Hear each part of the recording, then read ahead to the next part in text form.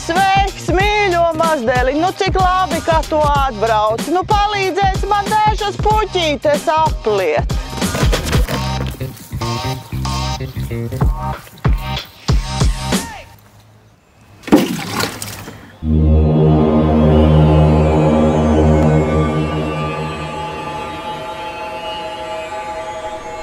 Jā, būs interesanti, viņa teica. Būs interesanti.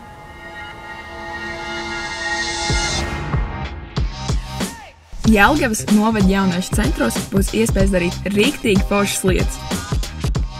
Varēs salbot savu velo,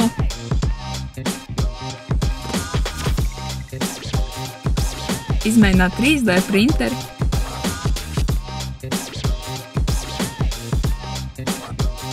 ierakstīt dziesmas vai pat savu podcastu.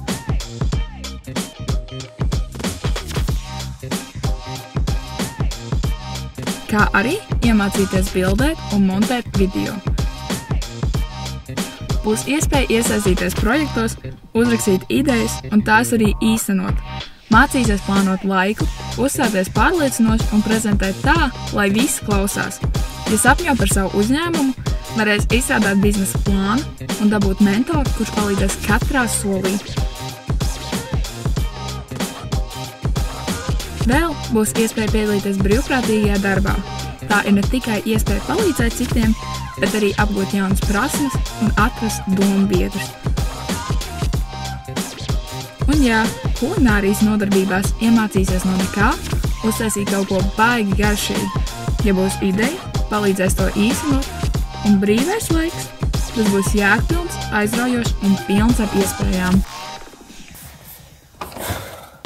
Tas nu gan ir iespaidīgi. Jā, un nākošais, kad mēs kļūsim par jauniešu galvaspilsētu, mums būs vēl vairāk pasākumu, un viņi būs vēl interesantāki. Ko?